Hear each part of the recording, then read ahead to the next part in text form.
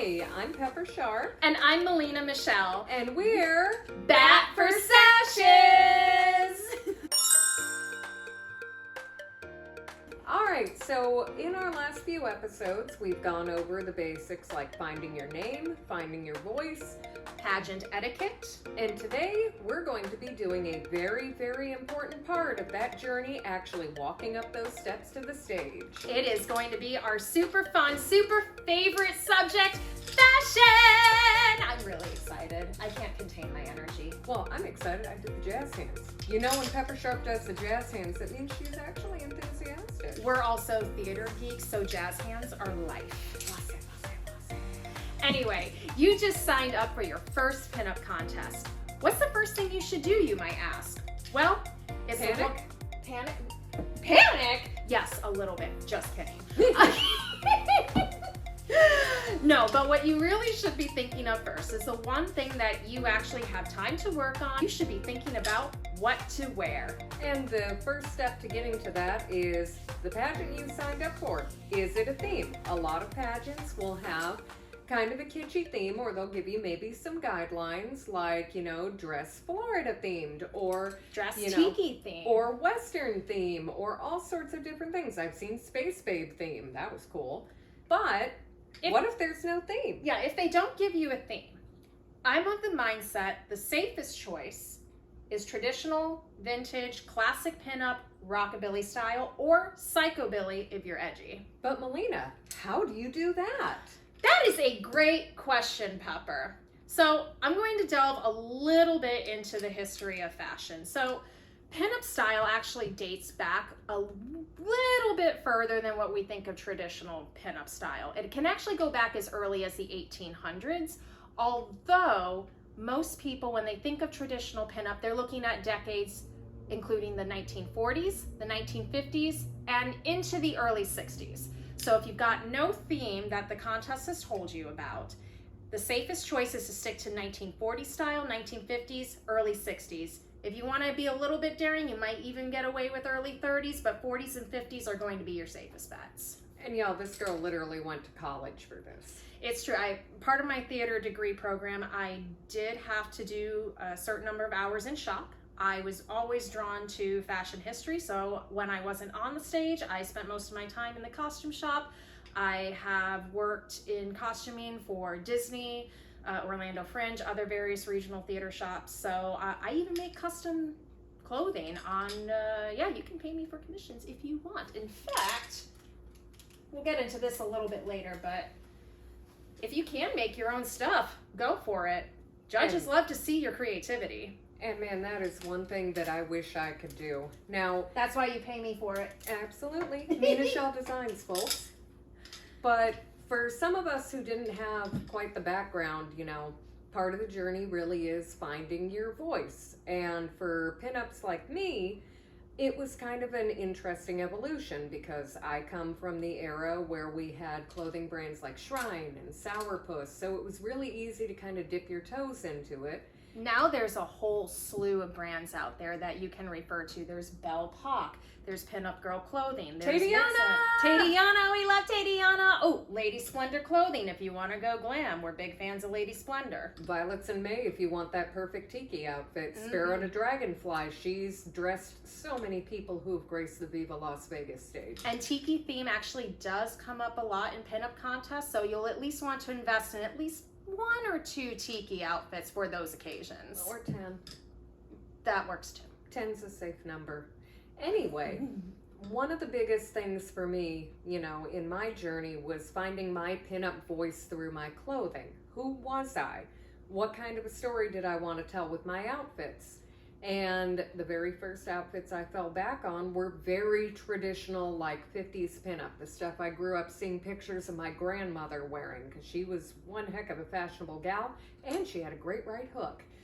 For me, because I started out in kind of the goth scene and the punk scene, I tend to veer more towards psychobilly in a lot of my looks. Can you explain the psychobilly theme and what that is about? Okay, so psychobilly for me is that perfect marriage of goth and rockabilly and a little bit of punk. It really is like the quintessential, you know, bad girls behind bars sort of reefer madness feel for me. It's Where some people tend to think Grease, I tend to think Crybaby. And it's just kind of that look of, she may steal your heart, she may steal your wallet, she may steal your knife, she may stab you with your knife, but her eyeliner is friggin' perfect.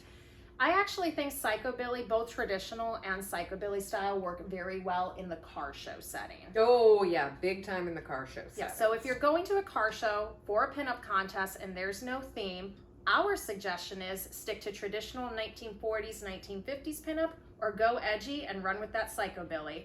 I like to, for my pinup character, when I'm thinking of dressing, do I want to go Sandra Dee or do I want to go Rizzo? And that's a good analogy to think of too. How edgy do you want to be? Do you want to be Rizzo edgy, or look at me, I'm Sandra Dee?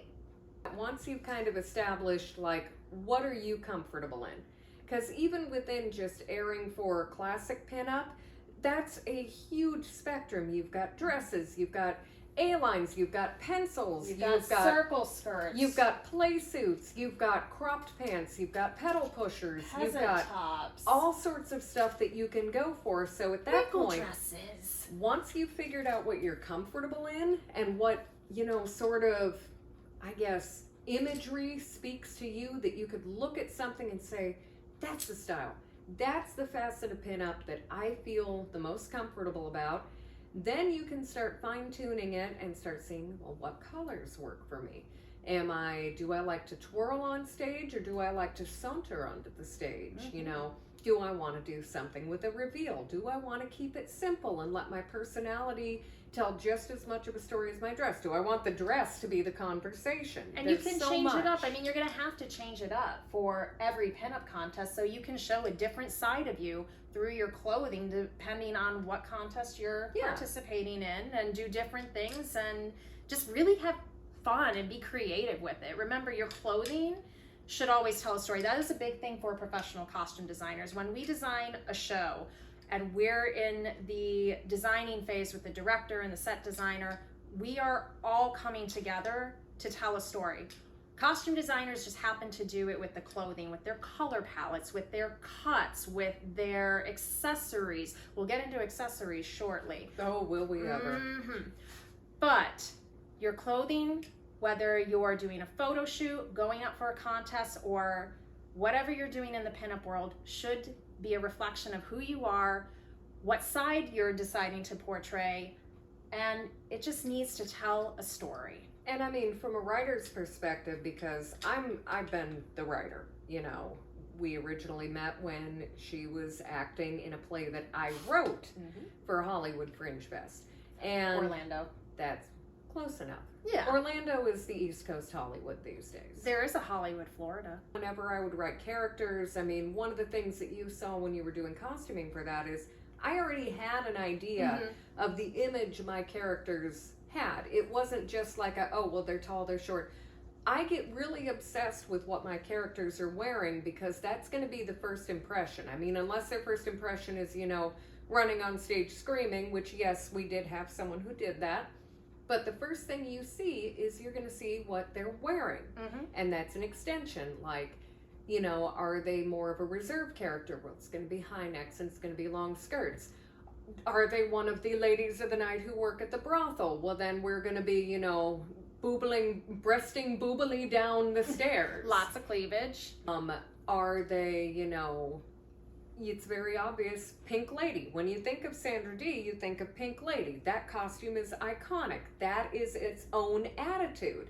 You know, you think Crybaby, you think, you know, Beat It Creep. You think that sort of an idea. So the outfits are just as much of the story as the words that are coming out of your mouth, as the stories that you tell about yourselves. This is the silent story, or very loud, depending on, you know, what your style is. And our silent story tonight is, it's the day before Halloween! Jazz hands. But we love our jazz hands. Woohoo! But the point is that you want to make sure that when you're going in, that you're telling a story. And that story has to be from head to toe. We'll get more into hair and makeup a little bit down the line, and we will eventually have a couple of cool special guests to kind of talk to you more about that. But you have to think, not only are you telling a story about the theme, which is so cool because you get to actually look at the theme and decide, where can I fit in that? And you can get really creative with that. We'll get to that in a second. But your story has to be told with more than your words. You have to tell that story from head to toe before you even get to that microphone. And the first thing that a lot of people think about when you're thinking about, well, I got to get my outfit together, I got to get these accessories, I got to do this, you start thinking, how the hell can I afford this? And the answer is you can. You can. You don't have to invest a lot of money. I know pinup can be an expensive hobby. Very much so. But I'm always, and I know you are too, shopper on a budget. I never buy anything at full price unless I absolutely have to. And we're going to show you our secrets to save.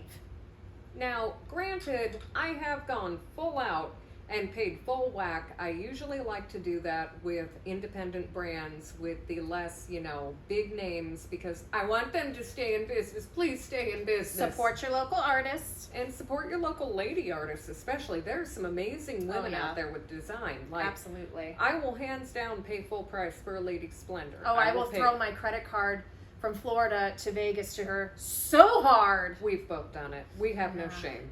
Lady Splendor, if you're watching this, we love you.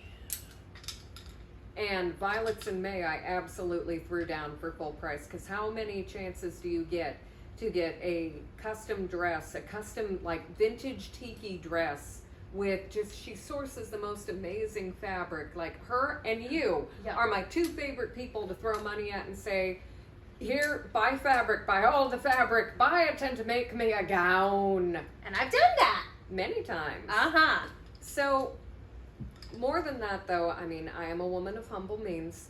I am but a family law paralegal, and there really isn't a lot of money in that. I love my job, but... And I'm a freelance starving artist and freelance marketer by trade. So there are beautiful things out there like Poshmark. We love Poshmark. Poshmark is your best friend. Poshmark has been what has gotten me a lot of my ultimately winning looks. The dress that I wore for Royal of Rockability's pageant happened to be a dead stock pinup girl dress that someone was selling for $50. And normally retails for what, $180? That was about $180 when it first came out. Mm-hmm. And that's the beautiful thing about Poshmark too, is for designers, you might have missed a style that you really wanted because, say, you got into them 2 years past when a certain look was being marketed. That happened to me when I was getting into pinup girl clothing. I mean, this is why I have a large collection of dead stock pinup girl clothing, because I could do that. This is a dead stock. I happen to own the Edie's dress of that. I have that too in my closet. This is your fault. I know it's my fault. I'm an enabler. This is also your fault, but we'll get to this later. But you can make it work. I won the title of Miss Springfest in a $20 Belle Pac dress. Belle Pac is a great budget brand. Their quality is wonderful. They have looks for every era. I mean, they even go back to Victorian era stuff. They really do. And they are also on Amazon. And a lot of our pinup friends actually do have affiliate codes where you can save 20% if you order directly from their website. So if you've got friends in the pinup community that have codes, ask them. They'd be more than happy to give you their codes. They'll get a little bit of a kickback too. So everybody wins. Yeah. But the point is that you don't have to right out of the gate when you're trying to kind of fit in. If you can, do it. If you see something you like and you want to throw the dollars at it, throw the dollars at it. Make yourself happy. Yeah. But if you're trying to figure out, well, what's my starter? Where do I start? You can do things like that. Most major brands also have customer lounges on social media where people are buying, selling, and trading. And I've gotten just as many of my most beautiful dresses that I own doing that. I think one of these up here was a Facebook dress. I think this one. Yep, this one was a Facebook dress. That one was. This one was a Facebook dress. This is that's Dead Stock Pinup Girl. Yep, Dead Stock Pinup Girl. This is the cherry print Heidi. If you find any Heidi cut, they look fabulous. They are a cut that fits on every body. Yeah, every body. It doesn't matter if you're an extra small up to 4X. It is gorgeous on you. And that's another thing you shouldn't worry about, because I'd say 99.9% of the major brands out there and the very recognizable vintage brands do recognize that pinup is for every body and do accommodate the body. So don't feel like you're too X, Y, or Z for an outfit. I guarantee you, you're not.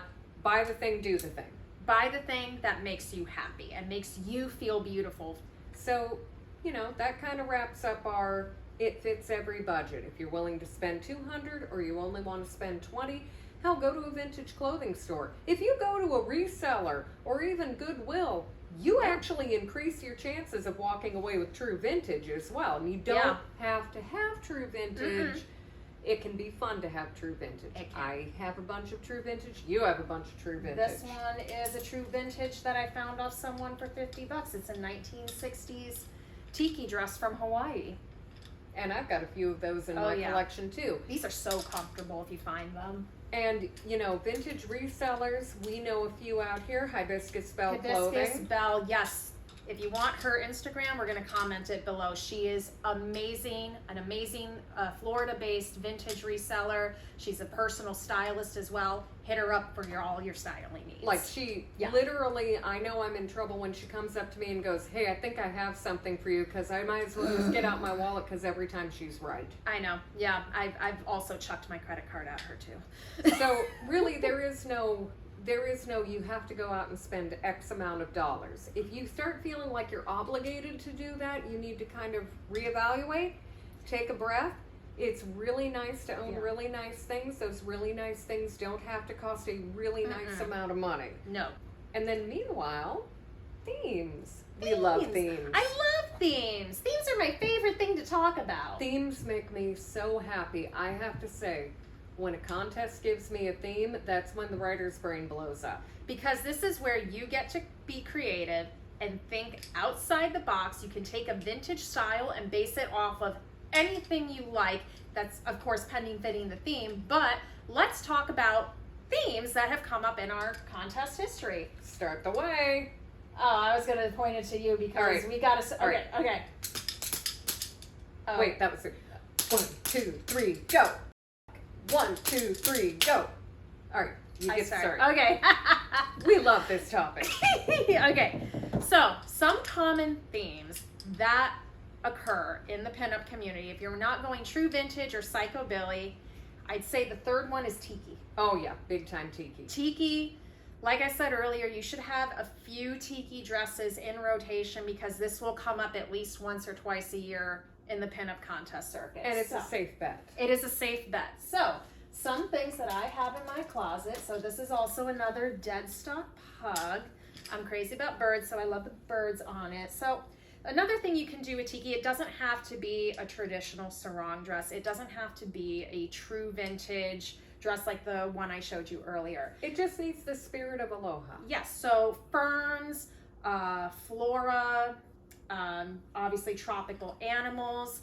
Another thing I wanted to say earlier, it doesn't always have to be a dress. You can also do like a top and a skirt. You can do a play suit. A play suit. Ooh, play suits are amazing. But just that, the spirit of Polynesian pop. Yes. Is such a gorgeous, versatile thing, and you can even go with just color schemes. It can be tropical fishies. It can be birds. It can be textures. It can be different kind of Polynesian pop themes. It's the sky's the limit. You will definitely want for your accessories, if you do tiki, for a couple things. You're definitely going to want a hibiscus flower or some sort of tropical flower in your hair to accessorize. Also shoes. We haven't talked about shoes yet. We are going to talk about those, because here's the thing. When you walk out on a stage, this is something not a lot of people think about. I'm going to give you guys one of my biggest secrets. The first thing, think about this. Here's the stage. Here's the judges. What's the first thing the judge is going to see? Your shoes. And that you have to put your best foot forward. It's true. So make sure your shoes are clean, polished, and you definitely want to tie them in with your theme, which you can actually do just as much as, and here's where my brain, my neurodivergent brain, will literally sit in my closet and start trying to pick apart anticipation. Like, what color am I wearing? Okay, so I'm wearing a blue dress. Do I want to stick with the blue theme and go with blue? Do I want to go with black so that I don't just look like blue, blue, blue, blue, blue? Sometimes that works, sometimes that doesn't. Neutral colors can and usually will be your friend, so you should always have a pair of standard black pumps, standard Mary Janes, either black or brown, I am a personal fan of tan wedges because they go with any tiki dress that I wear. It doesn't matter if I am wearing the Pug Tropical Bird skirt or if I'm wearing the Sonia. Those tan wedges will go with everything in my closet. Neutrals are your friend with shoes. Neutrals, one of my things that I like to do is I will pick a color out of my outfit. Mm-hmm. Even if the outfit has like 5 different colors in it, I will try to pick what is the main color that I want to play with. For example, I have a dead stock Pug dragon print dress where the primary colors are black, gold, blue, and red. They are all throughout that dress. I happen to have a pair of shoes that I bought from Lucky Lou's. We love you, Lucky Lou's. We love Lucky we Lou's love too. you. Those we are love you. great we love for you. tiki. If you have the money and can throw down for Lucky Lou's, Do it. yeah, they will always work. You cannot go wrong with Lucky Lou shoes. I have a pair of Lucky Lou's that happen to, the front of them are black, red, white. So I have just tied in 3 colors from my dress with my shoes. That's smart. So that when I walk onto that stage, they see the black, white, red, then they see my dress that has black, white, red in it, and then I build from there. I would look at, well, do I want the accessories to pick up the slack on the other colors that are here? Accessories, shoes to hair flowers, it's all important and really ties the look together. Let me tell you something about shoes. And this is something that Mama Pepper had to get through her thick skull. Even though she knew it was a thing, she knew she had to do it. Is it what I think you're gonna say? It's what you yell at me every time before I go to knew the it! If you're gonna wear heels, I don't care how good you think you are in heels, bring a pair of flats. Bring flats. I have yelled at her for this for about a year. But I want people to see me in the whole outfit. I know. You do want to be comfortable because if you're going around to these car shows, especially with car shows, they may not be on pavement. You don't want to get your heels stuck into the grass where these cars are parked. There's also not a lot of seating. That too. So bring a pair of comfy shoes, bring a pair of flats, neutral flats, go with anything. Switch them out before you go on stage. While you're doing the lineup, when everybody's getting together, that's the time to switch out for your heels. Trust me, you're not the only one. Take them off as soon as the contest is done, whether you win or lose. If you won, do all your photos and your meet and greets, put those flats back on. Because I'll tell you, no matter how comfortable I think a pair of heels are, they never will be. And, you know, I'm disabled. I have a lot of health problems with my mobility in my joints. And there will be times where I will put on the high heels and I'm like, I can handle this. And then this one looks and goes, bring your flats. I'm like, all right, but I'm going to keep them in the car. Bring your purse. flats. And I'm like, but bring your flats. We always wind up walking back to the car. Last time I remembered to bring my flats. You did. I'm so proud of you. It was a long journey. There were a lot of sacrifices made, but I'm proud, and I'd like to thank my mom and my dad for getting me this far. But yeah, so with shoes, those are still part of your story. And you know, there's nothing wrong with just that perfect, beautiful pair of black heels. But let me tell you, when you're going into themes, you can have a lot of fun with shoes. As far as themes go, I can actually kind of tell the story of how you tie shoes, accessories, hair, and the outfit together to tell the story with one pageant. Is it that damn Florida man? It's that damn Florida man. So another theme can be really just far out there, like that damn Florida man. You can really, let's just say this. Florida is just one of those out there crazy states. Actually, it's the out there crazy state, redheaded stepchild of America. It owns it, it loves it, it celebrates it. So much so that the Florida Man Games exist now. And our beautiful friend Charlotte has a brand called Florida Man, which celebrates the woman of Florida, because you always hear about Florida Man. But behind every Florida man, there's an a even Florida crazier man. Florida man. There's a Florida man with her hair up in beer can curlers, which a friend of ours actually did, and she looked hot. But I entered the That Damn Florida Man because I thought the theme was great. It was your interpretation of what Florida or Florida man would look like. So you had to dress your Florida best. Now, traditionally, we associate Florida with oranges and alligators. Which is fine.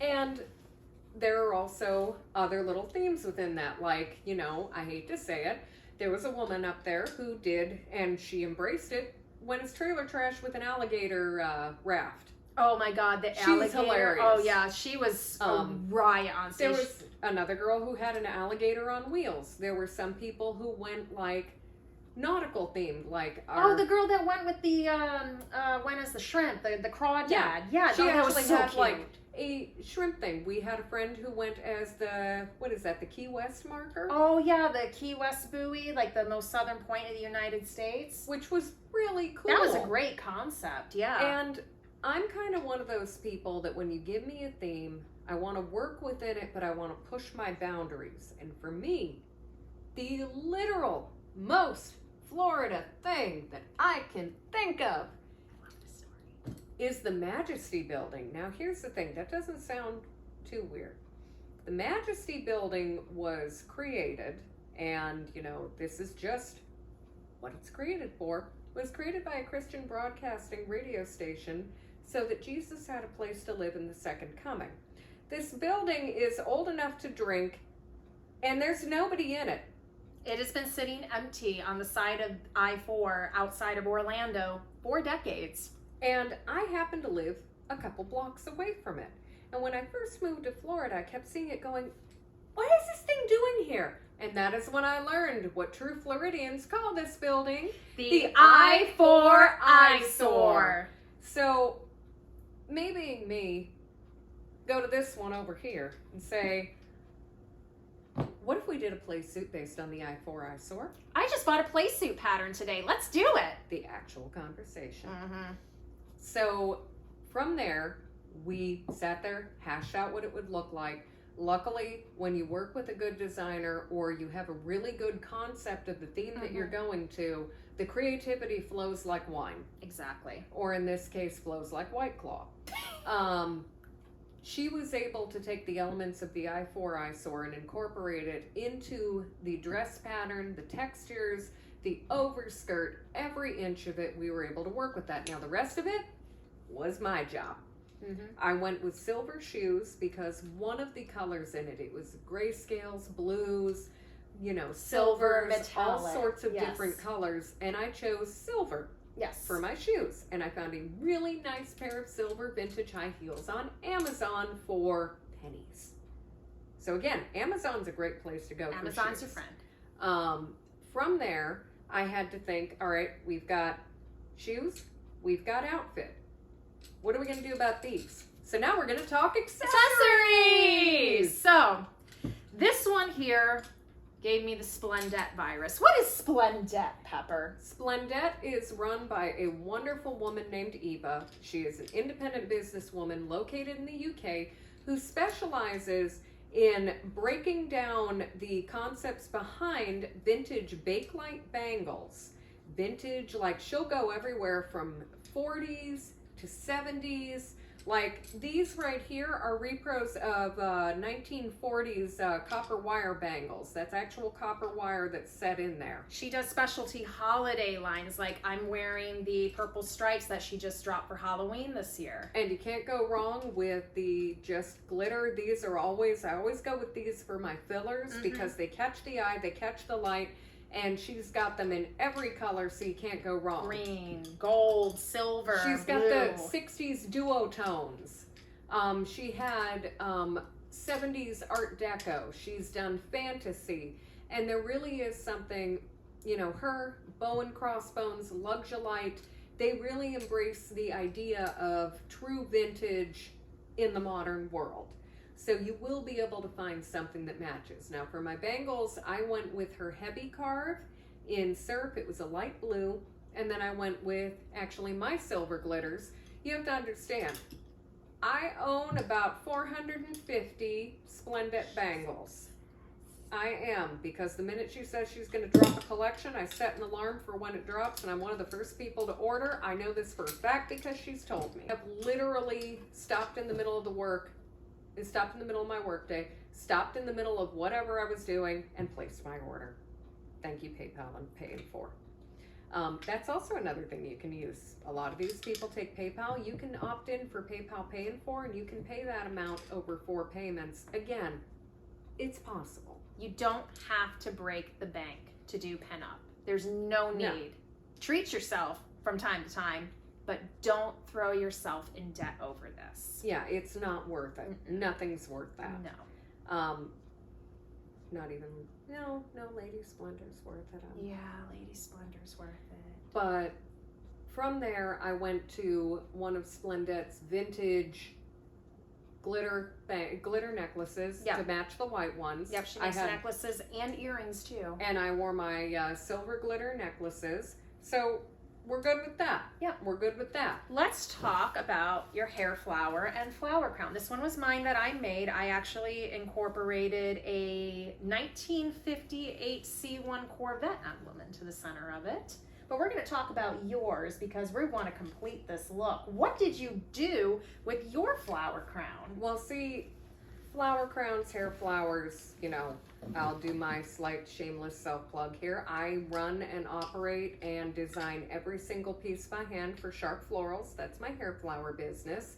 And actually, that damn Florida man was what got me wanting to do it. Because for my crown, I wanted to capture the idea of, well, this is the top of the building. We're going to do white flowers, white roses, and blue-gray roses because it's the sky. But what was in the middle? In the middle was a red rose because it's the blinking light for the building. Details. Details will make or break your outfit. And when I walked on site, I literally had people face palming going, oh my God, she's the I-4 eyesore.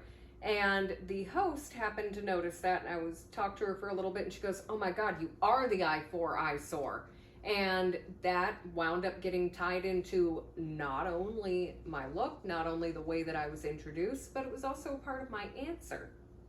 And it was enough to get to the heart of the spirit of the event.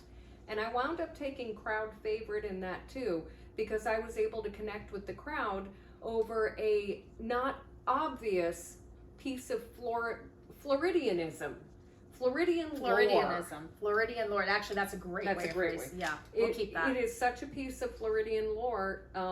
Look up the I-4 eyesore and feast on the memes for the memes like are hours. Great. They make shirts of this building. But that's like the kind of way that you can work with a theme and embrace it and really genuinely like feel it from here and bring it to life out here. And this one's really good at doing that too. And now to wrap up with some quick tips for choosing your outfit. For starters, let's start from the inside and work our way out. Shapewear. It is important. It is your friend. You don't have to wear it if you don't feel comfortable, but I'm always a fan of it because it does hug our curves just right, and it also helps garments lay nicely on our body. It's not about being as skinny as you can possibly be. It's just about smoothing out lines. So wear a corset, wear stockings. They can suck you in as well if you would like. Rago shapewear is very comfortable, holds you in, and it just hugs those feminine curves that God gave us. And let's talk a practical tip. You want to have what I like to call your emergency clothing bag. A pair of flats. Don't be me. Don't be me. Don't be me on that one. Just get the flats. Just wear the flats. Wear the flats. Embrace the flats. Love the flats. She will punch you if you don't wear the flats. I will. I've seen no, it.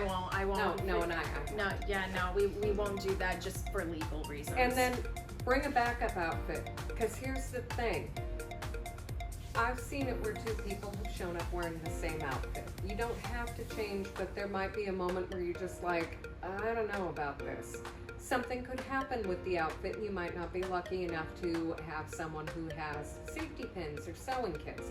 Always have a plan B that's just as good as your plan A. And hey, if you do so, or you're comfortable enough with safety pins, always a good idea to at least bring the safety pins, if not an emergency sewing kit. And now, going back to the inside, if you are wearing a circle skirt of any kind, you must wear a petticoat. It is a pinup rule. This just makes the dress and the skirt look 10 times better. It makes everything pop. It helps with your twirl if you twirl on stage, and it literally takes your dress from laying flat and going, oh, to being like Oh. And as far as just like walking the stage, flashing a little of your petticoat is fun, and you can also match this again to secondary and tertiary colors in your outfits. For the Beau Huff pageant, I had a black dress with a red sash on it, and I wore a red petticoat underneath it, and it tied the outfit together perfectly. This can also be used as a prop. You cannot just twirl in it, but you can lift up your skirt, flash your petticoat, give a little boop boop ba-doo. It's always a nice thing. And remember, at the end of the day, you are wearing the dress. The dress is not wearing you. You need to be wearing something that you feel comfortable in for 3 to 4 hours, because everything we covered in that last episode, you're going to now have to do in the outfit you chose. So, and it's not just about physical comfort either. No. You should wear an outfit that also makes you feel beautiful and confident and makes you feel proud to wear it. One of the biggest things that changed the game for me was when I started dressing for myself more than for the judges, because again, those are 3 people. You know, they might like you, they might not like you, but you can sit back and go, damn, I looked good. You find yourself in your dress. Again, you know, it is just simply a vehicle to get you to where you can tell your story, and you need to be able to tell your story. Don't try to tell someone else's. Just remember to always be you. That's what the judges want to see. They want to see you from inside out. And when you've got just that perfect outfit that you have told your story with, that you found where you fit within the theme, that you find, you know, says this is a Pepper Sharpe outfit, or this is a Melina Michelle outfit, just the rest is confetti. We hope you're enjoying our little Bat for Sashes series, because we are having so much fun filming it, and we hope you are having just as much fun watching it. And if you do, be sure to like, comment, subscribe, tell your friends, tell your pinup friends, tell your sister, tell your mother's sister. Tell your boss. They'll now know what you were watching in the break room. Tell everybody you know, leave us a comment. Tell us the kind of things that you'd like to see. If you have questions, go ahead and ask us in the comments. We're always happy to connect and talk, because ultimately at the end of the day, this is for you. This is for you. We're just having fun, and we want you to have fun. We have fun getting up on stage and doing these contests, and we want to make sure they are fun, simple, and carefree for you as well. Because at the end of the day, be happy. You want to walk on that stage and walk off that stage just as happy. There shouldn't be, you know, any discomfort. So we're here to help you be happy. Be happy, be confident, be you. We'll Or see else. you next time. Oh, yes, we'll see you next time. Or else.